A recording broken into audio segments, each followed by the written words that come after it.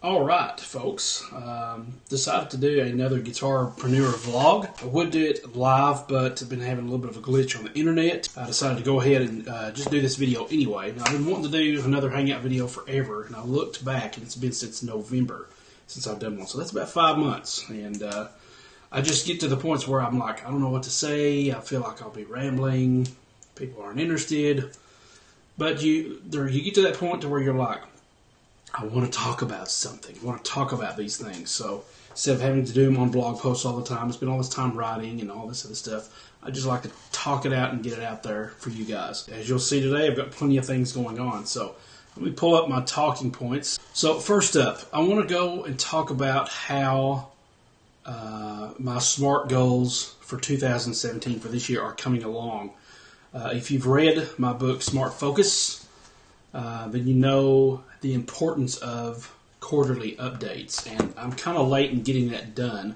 I haven't actually, sat down and wrote in my Smart Focus goals there, my SMART goals, but I have been keeping up with it in my planner, and that is my passion planner. I'll leave a link below to that. Now, these are my SMART goals that I did way back on the launch of the SMART Goals, Smart Focus book back in November. So my SMART goals for 2017 were as follows. For the specific part, because SMART stands for, the S stands for specific, is the next revision of book 2. Send to editor for line edits, plug in line edits, send to editor for final proofing, plug in final proofs, proof formatting, proof the formatting of it on my Kindle or whatever, the Kindle previewer, compile, create cover, Amazon Kindle publication, pre-launch, launch, and repeat for book 3. Next is measurable, use and create timelines, daily progress, timed writing, editing work, quarterly updates. Use all these to measure my forward progress. If I ever doubt myself, I'll have these to look back on. Maybe consider a Google Sheets doc. Actionable, set myself up for success. Early to bed, early to rise, take walks for clarity, refill your creative well, watch less Netflix. I'm a Netflix junkie like pretty much everybody else is. Do the work no matter what. Realistic, because the R in SMART stands for realistic. Allow for other potential goals. Allow for setbacks. Failure is realistic. Set realistic weekly goals, 2 or 3 big goals per week. To avoid burnout, allow for real life, such as date nights, singings that we're booked to sing at, and different things like that. And the T in SMART goals is time bound. For Smart Focus Book 2, get that ready for publication by March 31st. Obviously that hasn't happened, but still working on it. Part of this is setbacks, so we're still working on it. Book 3, get that ready by June 30th. Set goal checkpoints, such as daily, monthly, and weekly. Be flexible, move blocks of time around as needed. That's basically geared toward writing the book. So I've got some other things down here. Finish Smart Focus book series 2 and 3. That's top priority. Get the series out there. Number 2, record and produce debut album. And number 3, publish my fiction novel, my first novel that I'm hoping to finally get done. And brainstorm the actual series of this novel. It's a great free time and wait time activity. Now, wait time is when I'm waiting on a project to be completed via my editor, if I'm waiting for graphic design from my graphic designer. During that time where I'm waiting, kind of in limbo, these activities would be really great for that. So, may get into that here in a little bit. But anyway, I actually have a SMART Goals mind map here. And we're probably going to go over that here in just a little while. I've got some mind map ideas to talk about. First off, let's go a bit more in depth in these. And a lot of this is going to kind of touch on my talking points that I have. Specific, where am I at on book 2? So, book 2, I just got the edits back from my editor last week. And he sent me an awesome feedback. Plus, we're trying it in Scrivener this time. I had some really bad experiences trying to work with an editor in Google Docs. Not that Google Docs was a problem, but it was the whole thing of going back to copy and paste everything from Google Docs into Scrivener, which is the software that I use. It was a hassle. It was a nightmare. So I wanted to really make this seamless as possible this time. So this time what I did was I actually opened up a new Scrivener document and I transferred all the files in my binder, my Scrivener binder, copy those into this new project. Well, come to find out, it actually saves all the snapshots, all the edits, all the comments, everything I had on there before. It was seamless. It's copied it straight over. So now I still have my original files that I don't have to worry about getting messed up or anything like that with all 3 books in. And then I have this new document that has all the all the documents of book 2. And then I sent that via Dropbox to him. He got it edited, sent it back within like a week, which puts me to shame because it seems like I just take forever to get this stuff done. But he sent it back to me, and I just started last week working on that. It's coming along really well. I'm almost done with the edits, and the wait time that I just talked about, some of that wait time is going to be spent on creating the book cover for book 2. I've got the ebook version ready. I've just got to get the print version ready. Working on website updates for launch pages, landing pages, to get that ready. Just things like that aren't directly dealing with the book. So what I'm going to do now is I'm going to go to the screen share of the Scrivener document that my editor and I have been working on back and forth, and you can kind of see the process of how this is going along. Okay, so this is the actual Scrivener software, the actual document that I'm using for edits with my editor here, okay? And the background is just a simple, one of my favorite Calvin and Hobbes comic strips. So the Scrivener document here this is all the files that I have in my book, okay? Now, at this stage, I've got a certain color coding that I work with, and green is completed, and I like the notepad icon. So if you right-click, it will pull up an icon thing that you can choose, whatever it may be. And I like the notes, and I usually use blue for in progress and green when done. Okay, so these are all my files that I have, and like I said, I've got a certain color coding system. Green is complete. This pinkish color I like to use to get my attention on the fact that before publications, there's something else I need to do with this. So I'll come back, and right before I publish it, usually it's like date sensitive or just one last thing I've got to put on, final touches on before I actually publish the material. So as we see here, this is the edited introduction, the first part of it, of Smart Focus, Book 1. And in the snapshot section, you can see that I've done a 3rd revision. Actually, this is the 3rd revision because I didn't write the introduction until after I wrote the majority of the book. That way I would know more about what to say in the introduction. And that's a nice little trick there for a lot of you nonfiction writers out there, to write the introduction as one of the last things. That way you know what's going on. If you do video for different courses like I do, record the introduction to your course last. That way you'll know exactly what you went over if you're kind of feeling your way through a little bit. So the 3rd revision looks like this, and this is the inspector in Scrivener. And we have the 4th revision. You can see what it looks like. And this is where I went back and justified all the text. You can definitely see the difference there. My editor's edits is what that looked like. And by the way, you'll notice the font changed. This is not the final font I'm going to be working with. I like a font called Merriweather, and I'll change all that at the very last, because if I don't, when he gets these back, it'll be changed again. So I'll just change these at the very last. He leaves a comment here. With Scrivener, he can leave a comment, and it will be on the comments side here. And basically what you do is you highlight a piece of text, you go up here and you click the comment button, and it adds it over here to the side, okay? And I go here and I go my secondary edits after piece. So I go back over the edits again. These are secondary because he did the first edits, professional edits, and I'll be doing the second round of edits after him. So that's kind of my way of doing it right now. And you can see everything that I've added in red. I didn't change my color red. What I did was I went over here to Format, Revision Mode, and call it First Revision. That way everything I type is going to be red. I don't have to worry about it being me going back and forth. It's going to stay in red with Scrivener.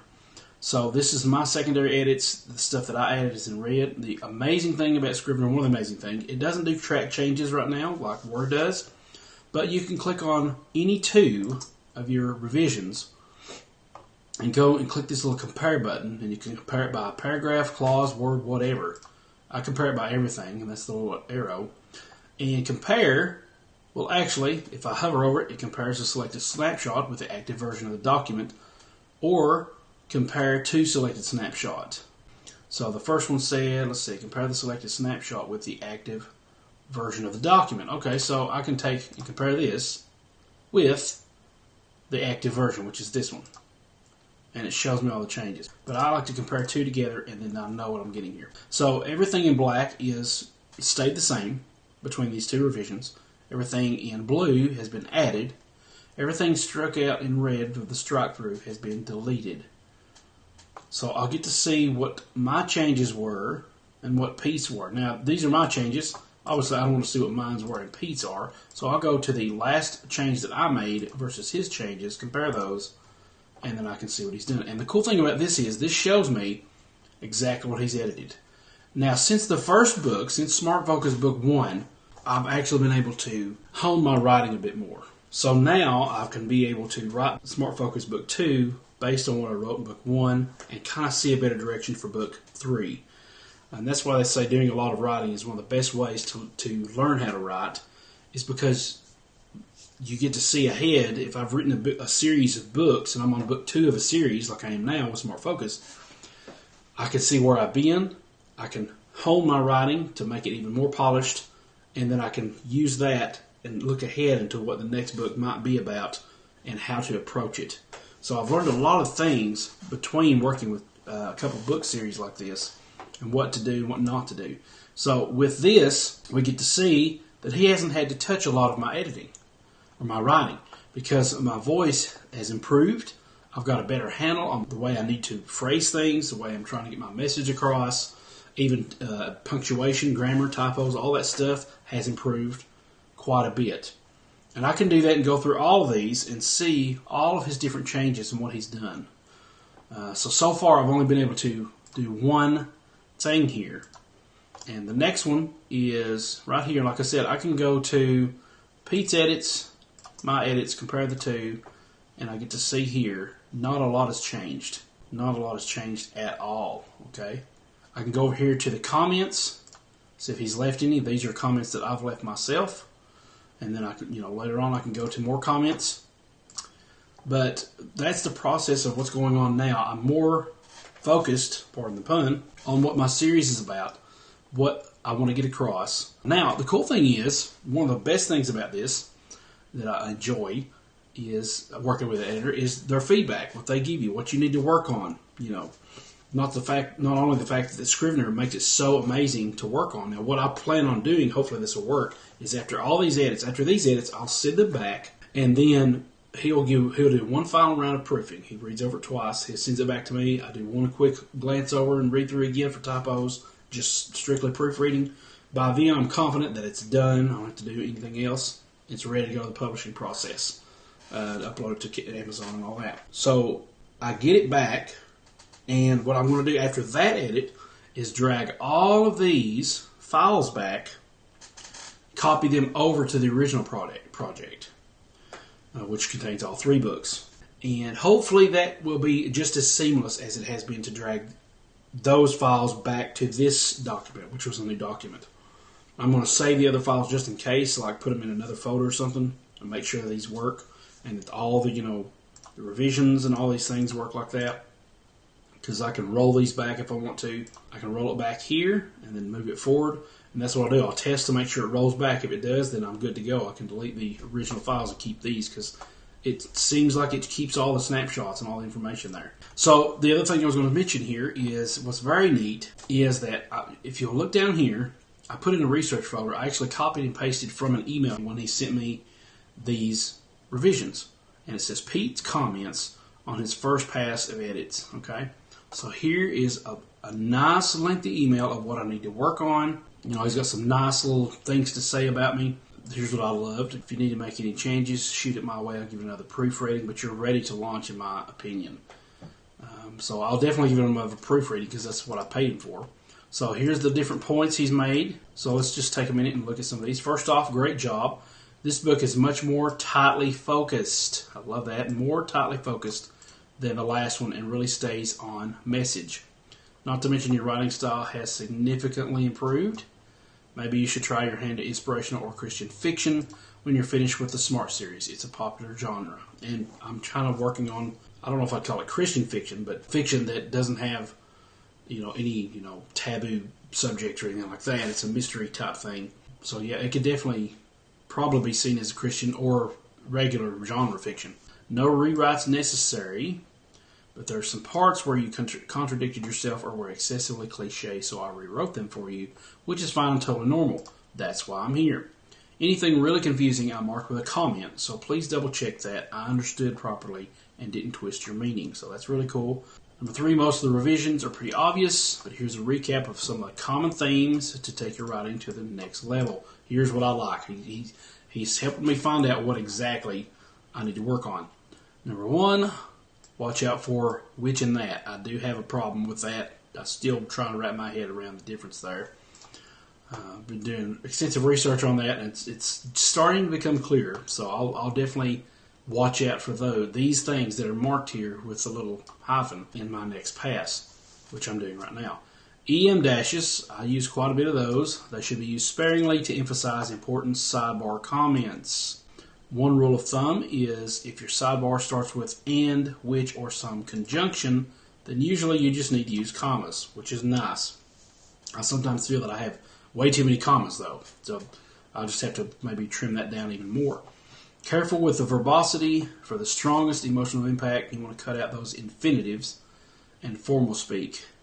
A good rule of thumb I use, if you have more than 3 prepositions in a sentence, you're probably doing something wrong. Not always, but more than 80% of the time, everything reads smoother when you streamline the verbs or break things into multiple sentences. Not exactly sure what he's talking about, but I'm sure I'll recognize it when I come across it here. And with that said, don't get too hung up on technical writing trivia. Just remember the 2 ironclad commandments for an author. Thou shalt never be boring nor confusing. Everything else is a matter of taste. Alright, number 4, I know you didn't want me to do formatting, and you might already know these, but here are a few things to check for after you expect the final file. And here's one thing that I really thought was interesting. Compile an RTF for best results. I'm not exactly sure why. I'm waiting for a response on him on that. Find and replace for all double spaces and replace with a single space. I have thought about that one because I used to double space a lot. That's another thing to do though, kind of a good reminder. Cut headers and footers for the Kindle edition. I don't remember having any headers and footers at all. There might be some in the compile. Replace all instances of tab in search with nothing. Those always cause spacing errors on Kindle, so I don't think I have any tabs at all as far as I know. All that's done within Scrivener itself. Any bullet spacing or indents, that's all done within Scrivener. Here's one I forgot about. After you resize the pictures, do not forget to compress them to 72 dpi to save space. Amazon's delivery fees are per megabyte of the file size, so I could lose royalties because my file size is way too big for an ebook, and it costs them more to host on their server. So, gotta remember that. So, and then thanks for pointing out Trello, which you know I'm a huge advocate of, you guys know. It's actually what I'm using for my notes today, is I'm using my Trello account. Obviously, I use my Trello account for tons of stuff. You should definitely check it out. As a matter of fact, Trello is one of the points I'll be going over a lot, almost a whole chapter of just talking about working with Trello and how amazing it is in the next book, Smart Focus Book 2. So, with that being said, that's how my edits are coming on Book 2, how awesome it is, and how much I love working in Scrivener. Just makes it so much easier to write. Now, the other thing I was going to show you guys, if I can pull it up here, is my writing and revision tracker I'm using this time around. You can find this, and I'll add this to my notes, from a girl named Jamie Raintree. Go to jamieRaintree.com, and you'll be able to pick up this revision. I think it's like $8. But it's well worth it because it's really helped me keep up with my writing. It's got all the months here. It's got a total at the end of the year. And so there's a lot of very easy instructions to use. Anything with a red border, you can put stuff in. Anything with a blue is writing related. Teal is revision related. So I can put any input I need in this red border here. Now, these are the names of my project titles, and you'll see them reflected down here. Here's my project titles. They're different colors here. And so it shows me through the week what I'm writing. 5,000 words this week, 4,900 that week. Now this is all revisions, not necessarily new writing as much as revisions. This is when I took a break. This week, only 432 of revisions. The actual teal here is page numbers. I revise by page numbers. It's a lot easier to keep up with that way. For March, it was 14,000 total words, 126 pages that I worked on. Now that is not how long the book is. That's how many times I had to go back, look at the so many pages, and even if it was just 2 words on a page, I counted that as a page. So there's multiple things happening there. But anyway, that's what I use, and I don't really have a project goal, so that's why it's at 140 something million%, and why everything's always on this bar. My project goal, I don't really know, because I don't know how long the book's going to be in revisions and edits and things like that. So that's what I use to track. That's what I'm using to track right now. I'm also using something called PageMaker Press, which is a really awesome website, and they've started doing paid upgrades. You can host up to 2 plans on pacemaker.press. After that, you have like a membership fee, but I've already got a couple on there that I use, and I'll just keep reusing those. I mean, not like I have to have a permanent record of some of this stuff anyway. So there's that for you. Okay, so next up, measurable, use, create timelines, daily progress, timed writing. I just showed you some of that on the writing tracking sheet that I've been using. Actionable, set myself up for success. Early to bed, early to rise. I have not been going to bed as early as I would like to. Been staying up some late nights, actually trying to get some of this stuff done, and other things I've been working on. So I've really got to work on that. Haven't been taking a lot of walks lately. Need to do that. But I have been using the Pomodoro method a lot for helping me take breaks. So I'll write for a little bit, the Pomodoro timer goes off. After 25 minutes, I take a 5-minute break. I do that 4 times, and after the 4th time, you take a 15-minute break, so it's a longer break. So it gives you a little time to breathe, and it only takes about an hour cycle for that to go through. And that's called the Pomodoro method. The app that I use is called Pomello, and it links directly with your Trello account. And so that's very awesome about that. It's called the Pomello app. So I'll leave a link to that so that you can use Pomello app and see how it works with Trello if you like to use Trello. If not, there's all kinds of other apps that you can use. There's another one that I use called Tomati instead of tomato, because the Pomodoro means tomato in Italian, if I got that right. It's called Tomati, and it integrates directly with if you're on a Mac, it integrates directly with your menu bar. Okay, and let's see. Let's keep going here. Allow for this is the realistic section. Allow for other potential goals, such as your debut album. Allow for setbacks, 2 or 3 goals a week. And obviously, try to get the publication of Smart Focus ready by March the 31st. That did not happen. It is now the middle of April, but I feel better because I feel like I'm finally on track a little bit better.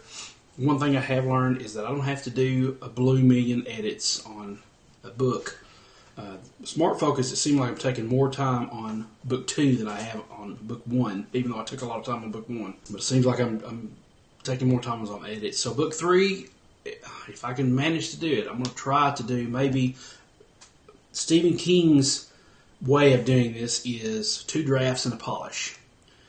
And so with me, it's like I need to probably try to do that. That, according to his book on writing, that's what he shoots for, is 2 drafts and a polish. So I've already got 1 draft down. Maybe I can go back and try to do 1 more draft and then send it off to the editor, because between that, I'm still going back after him editing it again. He proofs, I read it again. So by that time, I've seen it like 4 or 5 times. So may try to get that one out quickly as I can by June. We'll see what happens. So next goal that I've been working on in the process is a new album, a debut album. But before I get to that, here's some awesome news that just happened recently. And that is a brand new album that I just released with the Gilbert family, the people that I play with, called The Promise. And it looks like this.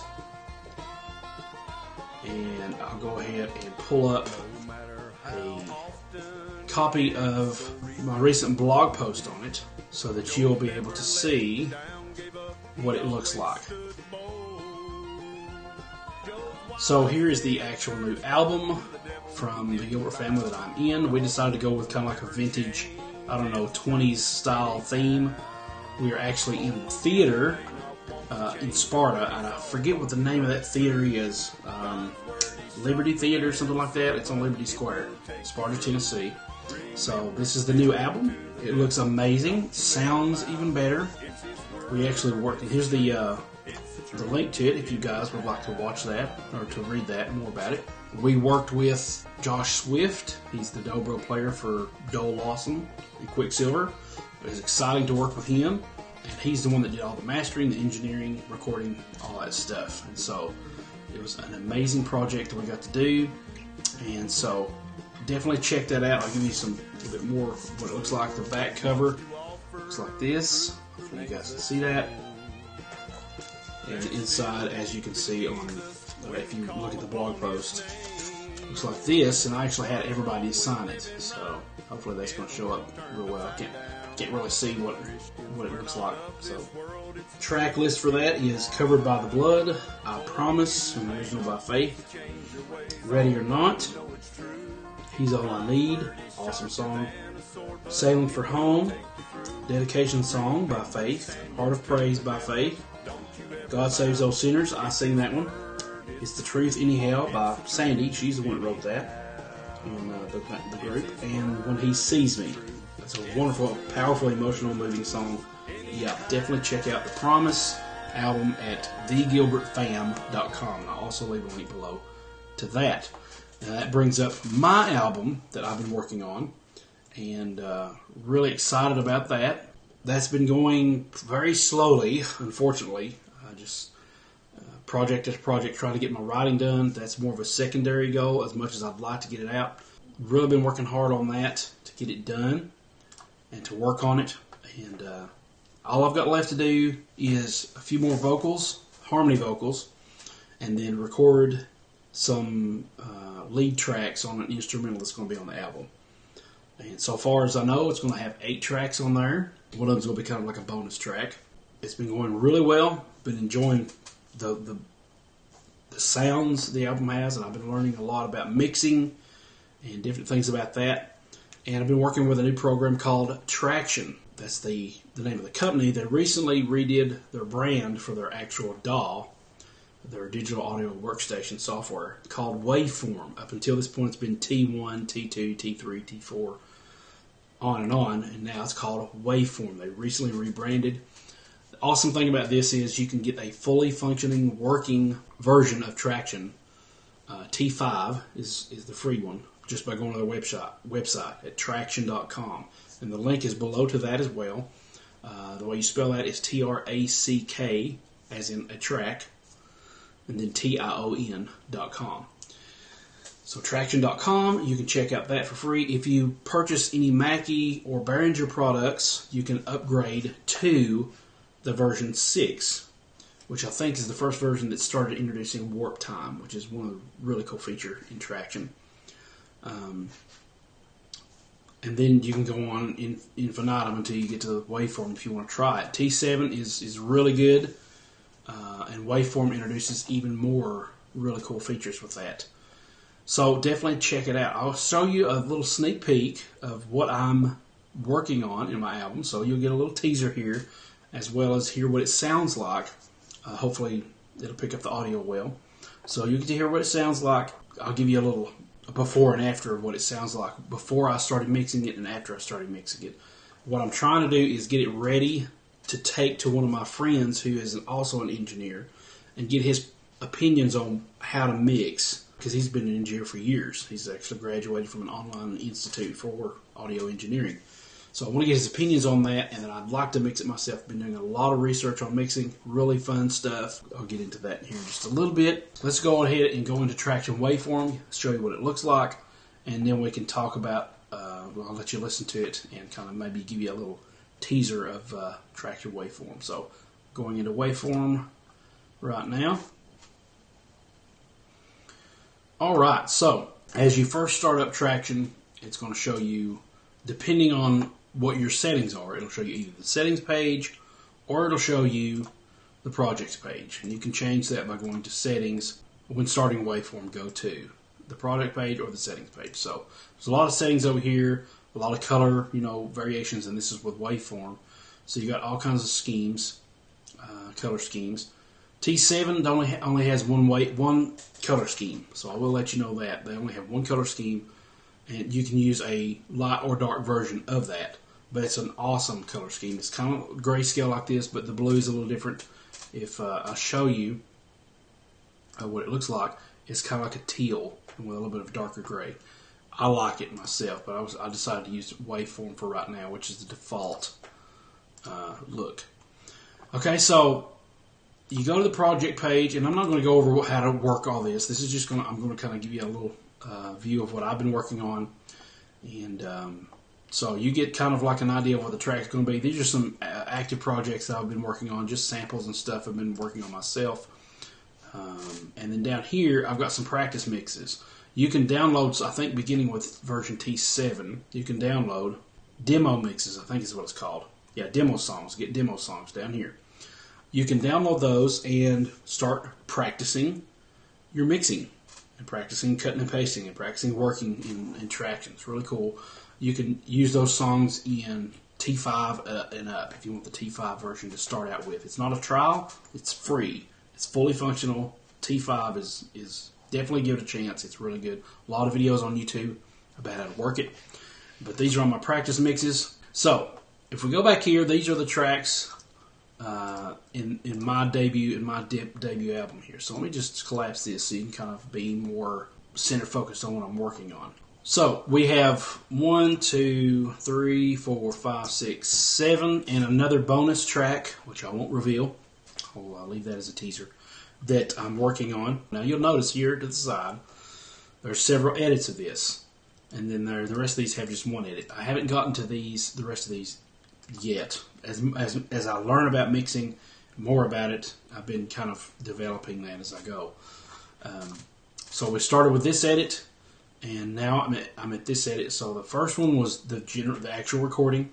The second one, the edit, is my what's called a gut mix, which is panning and volume faders, and that's it. The next one that I worked on was splicing and rendering. So trying to get all the splicing trimmed where there's crossfades and there's edge fades and things like that. And then the last one that I'm working on right now is pitch correction. Now, thankfully, Tracktion, beginning with version T7, unless they've changed it to only Waveform, it comes with the Melodyne Essentials collection, which is a really good program to use for pitch correction. It does pitch correction. It does, I want to say timing, but I can't remember for sure if it does timing. But pitch correction basically is all you need for, you know, your vocals or your solo tracks or whatever. So it does a lot of the stuff that you basically, if you're just a home budget recording person like I am, then that's all you need. It's valued at, I think, $99, and you get it for free when you get Tracktion Waveform, maybe even T7. That's what I got it with, and I found it to be really, really good. So this is pitch correction. After that, I'll be working on getting the timing right using warp time. It's a feature in Tracktion.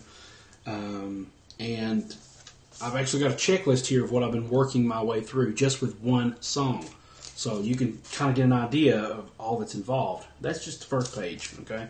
Second page, we've got a few more things to do before I send it off and get an opinion on what else to do from my mixing buddy. I'm actually going to send these projects and take them to his house and kind of work on that. I'd like to do that maybe over the summer, I guess, is when I really get to have time to work on this.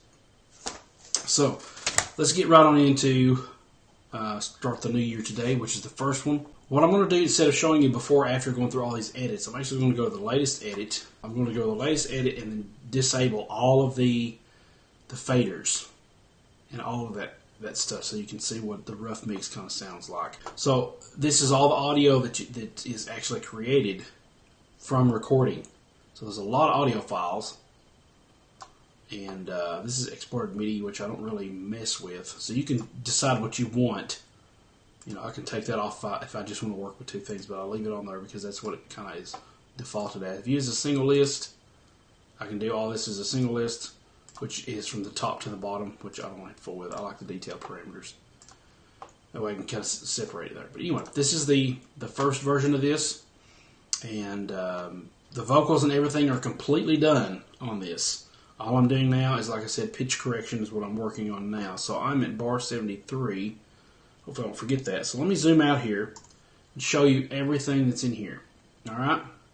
So first of all, I have my scratch track. Okay.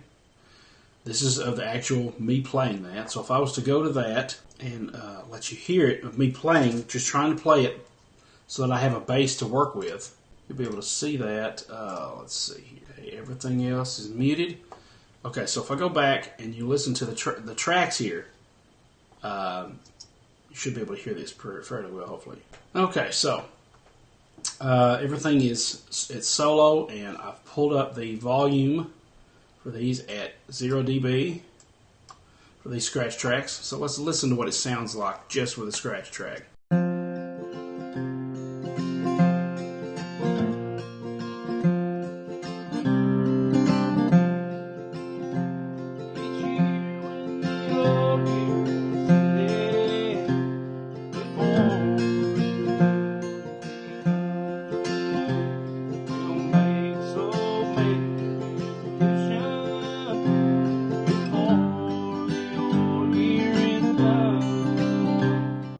And so you can see I was recording on 2 different microphones.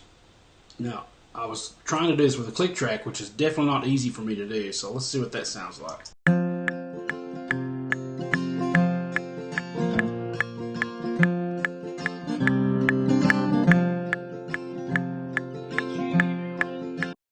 Okay, so you can definitely tell I was off there a little bit, so I have to go back and kind of maybe tweak some of these other ones. I think I was recording not with a scratch track, but recording with the click track for the rest of these. But anyway, here are the different things I have. I have my intro up here. I've got my vocals, the lead and the high harmony and low harmony.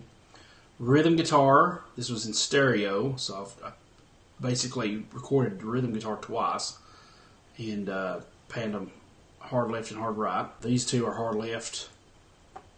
Body mic and neck mic. Body mic and neck mic. So hard left, hard right. They're kind of mixed that way. And then here's my guitar fills. A lot of good fills for you guys out there. Those will be coming hopefully before the end of summer. I don't know, but can't promise any of that. But this is most of the stuff is recorded. I've just got to get back here and do a few things, and then I can start the mixing process. Like I said, I've got a guitar solo here that I've done. And then the scratch tracks I don't have to worry about anymore. So we'll take the scratch tracks, put those back down. Actually, yeah, I think I brought up the wrong 2 tracks. So let's give that one more listen real quick.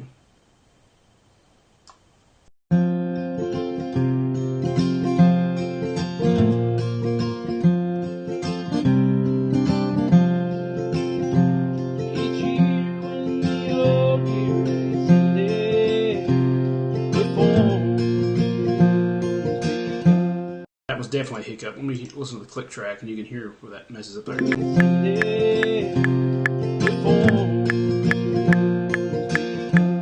I actually was going faster and slowed down to match the click track, so I'll have to definitely fix that if that happens up here. Okay, so what I'm going to do now is actually go back to, since all these are panned, that I don't want to have to fool with panning and all the levels are the way I want them to be. Like I said, there's no plugins or anything happening right now. So let me take you to the before, and you'll be able to see the before and after on this. Okay, so here's what it looked like before. And you'll notice the levels are way too high. I was recording way too hot. I didn't know this until I started learning more about mixing. And I'll talk about that here in just a little bit. But here's what the old edit looks like. And then I'll look at the new edit. A lot more streamlined. All the tracks have been named correctly. Okay, this is based on what I've learned about mixing and about preparing your mix for the actual recording engineer.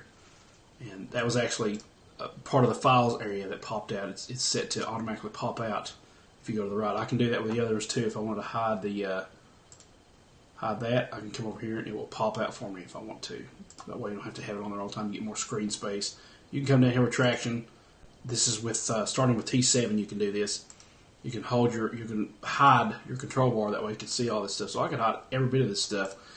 And I can't remember there's a shortcut key that allows you to hide all of it at the same time. Seems like there's one made for that, but I don't know. You can find all your shortcuts in the settings, and then going to keyboard shortcuts. These are all these. They're totally customizable.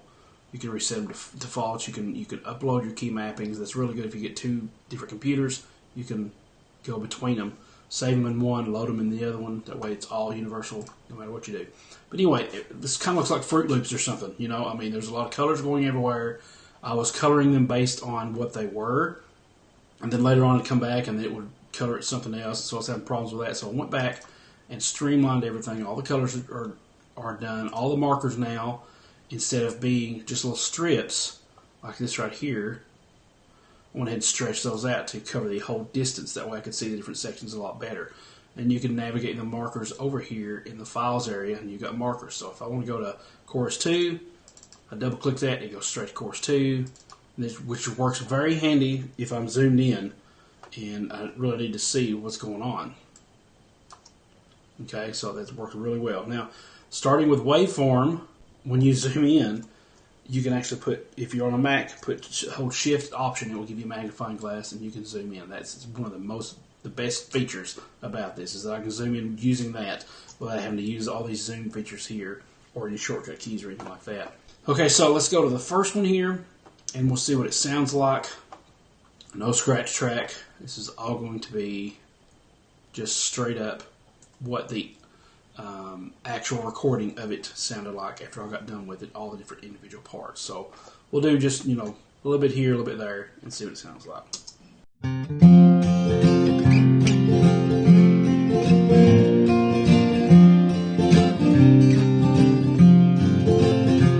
Each year when the old year has ended, before the new one's begun, we'll make so many resolutions before the old year is done. We'll wait here today.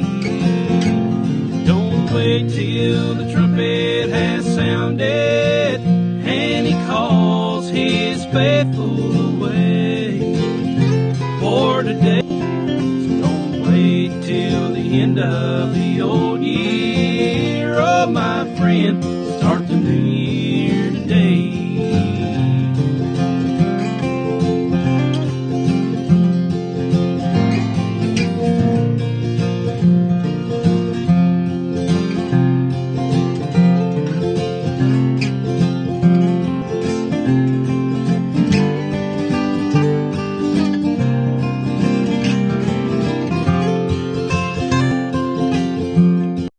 Okay, so you get an idea what that looks like. If you'll notice, the levels were peaking quite a bit. And look how big these waveforms are. If I zoom in, they're pretty huge. Okay, so I learned later on that what I had to do is something called gain staging. Okay, so I had to learn how to do that. And I did the proper gain staging. And now you can see as you zoom in very low, then I can control the gain.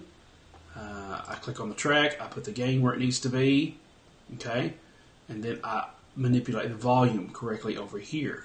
And that was all, like I said, using the gut mix process, which is something I first learned from Graham Cochran, I think is his name, from recordingrevolution.com. And I'll leave a link to his site below. It's really, really good information, valuable information. I've learned a lot from him and others like him. And so proper gain staging is very important. So that's what the old one sounded like. Let's listen to the new one, and this is with everything panned the way I heard it sounding and the way I thought it sounded good, with all the volume levels. There's no EQ, I've got the compressor disabled. There's nothing like that happening. So what I'm going to do is I'm going to actually reset all muted solo tracks and go ahead and mute the scratch tracks, and you can hear this from the front, what it sounds like now.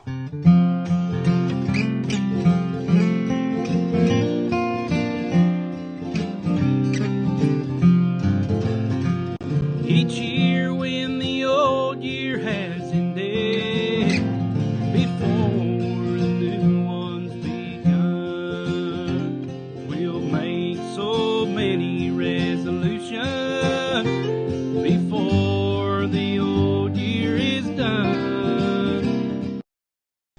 Okay, so first thing I'll point out is levels are plenty of headroom here now. It's going up only about halfway up.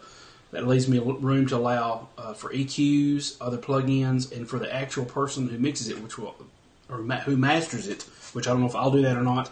Tracktion has a really cool program that they go through called Cloud Bounce that you can master things from.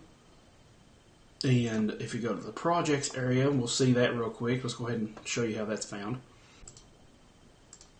Now, if you select an audio file, so when I export this as an actual audio file with everything, all the levels and everything set, mixed completely as good as I can mix it, then I can select the audio file when it's exported over here and tell it to master with Cloud Bounce. And I think it's only like $4 a song, something like that. Something very, very affordable that you can use Cloud Bounce with. It's very, very, very, very affordable. But that allows this headroom, all that room there, volume-wise, allows them to put their compression limiters on there and really boost the volume signal. So let's listen to a little bit more of this, and you can see not only is the volume, get the right track, not only is the volume a lot lower, it's a lot more well-balanced because of my mixing over here. You can see the different levels. These blue boxes are the volume levels. There's the decibels here that you can see. And now you can see that there's actually Melodyne on here. So if I was to click a Melodyne link here, it will pull it up for me. And I've been messing around with actual Melodyne. I've still got a few more places to do that in. But that's what this stage is for, working with the actual Melodyne corrected part. So let's go to the harmonies here, and you'll hear how they sound. Now I actually pull those down quite a bit. They're on -13 dB. The gain is at 0, but I pull those down because they're background vocals, so they need to be in the background. So we'll go ahead and let you listen to some of that. Start the new year today. Don't wait till the trumpet has sounded and he calls his faithful away. For today is the day of salvation and tomorrow. So don't wait till the end of the old year. Oh, my friend, start the new year today.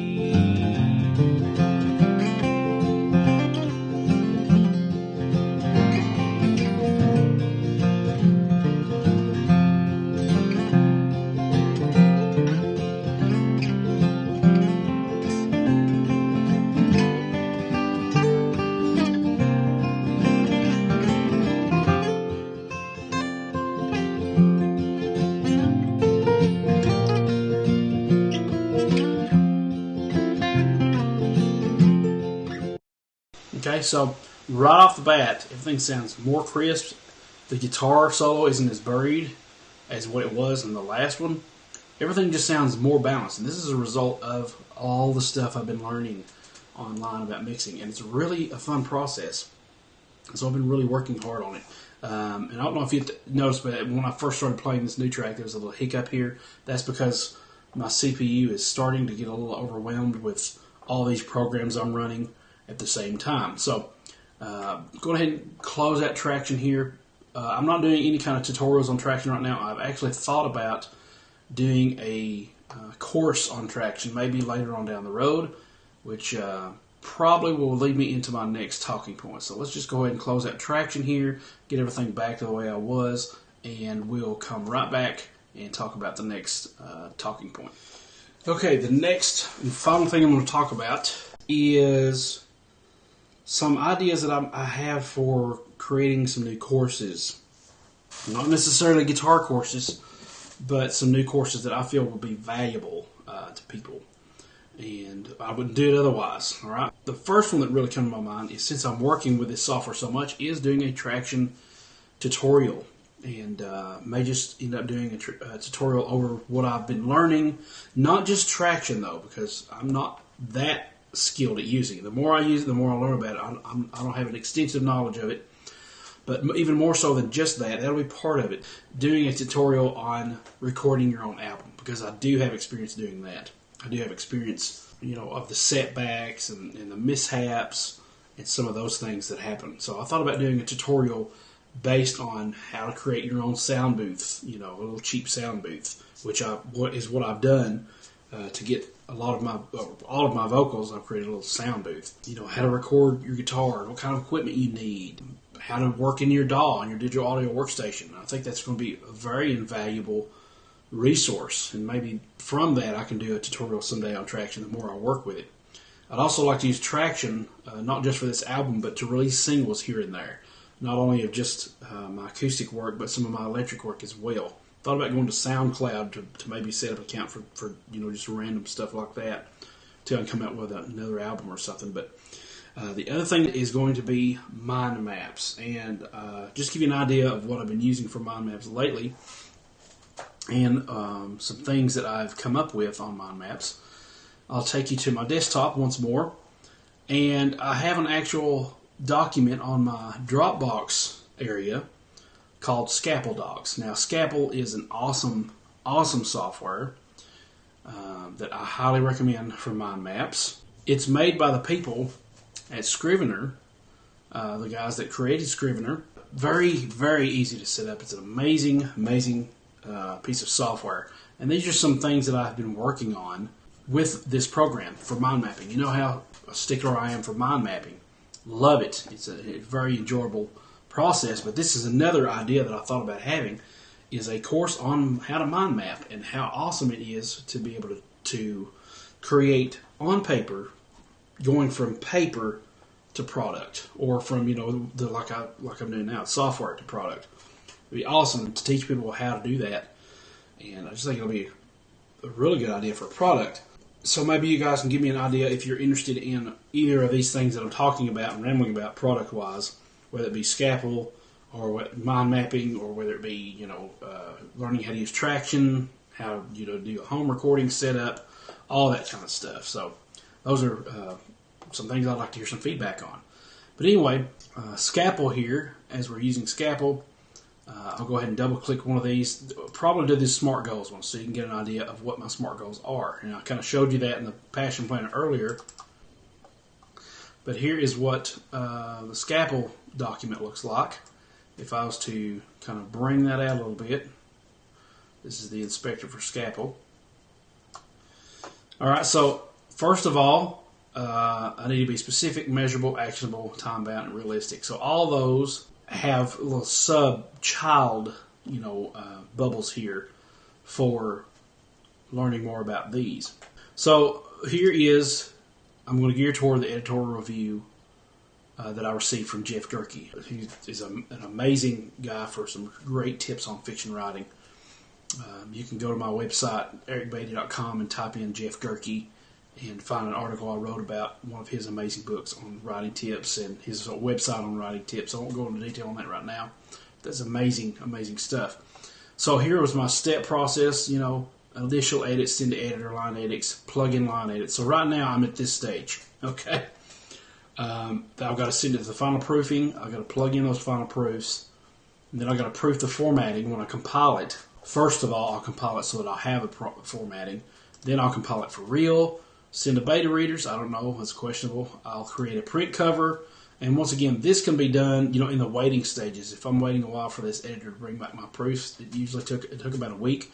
So maybe during that week I'll work on the cover. Or maybe during that week I'll go ahead and get the publication process started. Different things like that. So, but yeah, I'm right here. But this is going to go a lot faster than my initial edit. This right here took months. Okay. He got his done in a week, which is awesome. Which the other good thing about that is that tells me that once again my writing was polished enough that he didn't have to take a month fixing all the stuff. I was good enough on my own to do that. So, and he's a professional editor. I mean, he does this. I don't know if he does it on the side or I don't think it's his main source of income, but I mean it's really good work. And you can easily find editors on Kboards. The Kindle board forums, Kboards has a lot of good resources out there. If you go to the Kboard yellow pages and start looking for editors and stuff there if you're interested in that sort of thing. But this is my whole map that I created, and mind maps. I've left a link below in the description area of this video to my article on creating mind maps. And I've just recently added Scapple as my top mind mapping choice because it's so simple. Yes, it's not fancy, you know, diagrams and things like that. But that I tend to find that right there slows you down because it takes so much time setting up. You want to make it look perfect. With Scapple, you create a central idea and you start brainstorming off of all of it. Okay, so my actionable things, some of the things I talked about that I wrote down in my passion planner: early to bed, early to rise, take walks for clarity. So whereas you saw that jumbled up mess before, and I'll go ahead and show it to you again just for effect. You saw this before. This is a jumbled up mess. Okay, take that and put it on Scapple, and voila, you have something that looks as beautiful as this right here, and a lot easier for me to digest because I'm more of a visual person. Okay, I can see this and be like, okay, this is cool. This is how it works. This is how everything works. You know, time bound. Here's my deadline area. Set goal checkpoints. I wanted to have this done by March 31st. It didn't get done. Now I'm not going to go back and update this all the time. I've actually printed this out and put it and attached it to the back of my passion planner like I showed you, and I'll just make notes there. I don't want to have to go back and follow this all the time, but this is a good starting point. Okay, so there's all kinds of stuff that I want to do during launch. You can see all this stuff over here. Okay, so if you want to learn more about Scapple, check out ericbeatty.com/Scapple, and that's right here, SCAPPLE. Definitely worth checking out. I'll show you another real quick while I'm thinking about it. Let's go to the KISS writing and publishing process. W for write. I just recently, this is my most recent mind map that I created that I hope you guys will get a kick out of. Alright, so I got tired of me editing and never getting anything done. So what I did was I created this mind map to help me work through that. And that's the wonderful thing about mind maps is it will help you work through problems. Okay, visual problem solving is such a wonderful tool to use. Okay, so I had fun creating it. It was a way for some creative release. And so let's go over this just a second. As you can see, it says W for write. It's in the shape of a W. Write. Okay, write. Get it done. Get it out there. So I'll start with write the book. This was to help me streamline the process and get on with it. Okay, write the book. No editing while you're doing it. Just go through it and write it. Okay, take a month to write it at the latest. I've done a novel, or, you know, in this case it's a nonfiction book. I've done it in 30 days. It shouldn't be that hard to do. Then you let it rest for 1 to 2 weeks max, and then the next step is read through and take notes for edits. Okay, don't start editing right away. Take notes, and then go back and edit. Okay, so 2 or 3 days. Take, you know, time to do that. Next step, my edits and revisions, 2nd and 3rd drafts, not 4th, 5th, 6th, 7th, 8th drafts. Stephen King, 2 drafts and a polish. I've already mentioned that. Forget perfect, get it done. Okay, now here's the waiting stages I was telling you about. Sometimes this takes a while between this step, and that's where it's at. It's between those 2 steps. So during that time, I can do some research on how to write, on writing craft, not research for the book, but actual research on craft and writing. I can do some research on publishing, and I can do some research on marketing. Okay, so all those are lined up under the main thing of research here. Next one is the professional editor's edits and then proofs. And that's including my back and forths with him. In between that, I could also do, for the waiting stages, I've actually put this dotted line to connect this, because I can also do that during the waiting stages. Create or hire a book cover. And I can also do that at the beginning stages, just so I can maybe have some momentum. See something that's completed and decide, yes, I'm going to work on that, I'm going to do that. And it's going to help me, you know, have the motivation to see that completed project. Also, format the book. I can do Scrivener, or recently I've come across Draft to Digital. May consider doing that for future projects. And beware of indecision paralysis.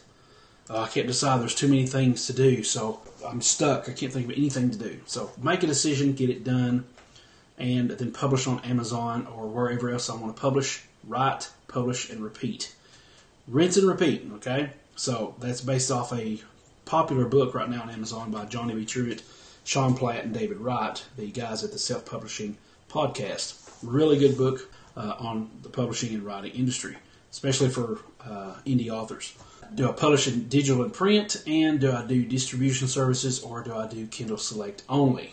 Okay, now I've got these grayed out because I want the main points to be really bolded and highlighted. The other ones are just kind of, afterthoughts, back burner type things. I didn't even think about these writing sprints to help me get the book done, which Chris Fox really recommends. I got the main idea from doing writing sprints, mainly from Pomello that I talked about earlier, but he kind of emphasized it and made me really reconsider it. He's also the one that I got this tip from about reading through and taking notes before you do any editing. And then also you can plot, outline, or storyboard if you feel like doing so. And I use mind mapping to do that. Okay, it's a really wonderful tool for doing that. Okay, so some courses on that I think would be valuable. I think it would be a valuable tool to have in the long run. So that's another extra way to bring in income and also at the same time offer value to people. As far as I know, that is the last point that I will be going over today. So this has been a long video for me. I'm going to sit down, take a break, let this rest, and then come back and edit it and get it up to you as soon as possible so that this will not be outdated. Okay? So thanks so much, guys, for watching. I really appreciate it. But please let me know your thoughts in the comments below, what you think about these ideas. If you're interested in finding more about Smart Focus, Book 1 or Book 2, you can easily go to my books page at ericbeatty.com/books. Very easy to remember, very easy to find. I've recently redone my mailing list to where I can have a nonfiction and a fiction list, split those two up to lessen the confusion of having to send to one or the other or not have to worry about segmenting those out. So you have the option of subscribing to one or both of those if you'd like to keep up with updates. This will be nonfiction, and my novels and short stories and things like that will be the fiction mailing list. So I will see you guys in the next video, probably another guitar video. But every now and then I like to sit down and just vent and just, get some of this stuff off my chest. It makes me feel so much better, and it helps me communicate to you guys things that are going on in my life, okay? So I really appreciate it, and I will see you guys later on another video, whatever video that may be. Thanks so much for watching, and I'll talk to you guys later. God bless.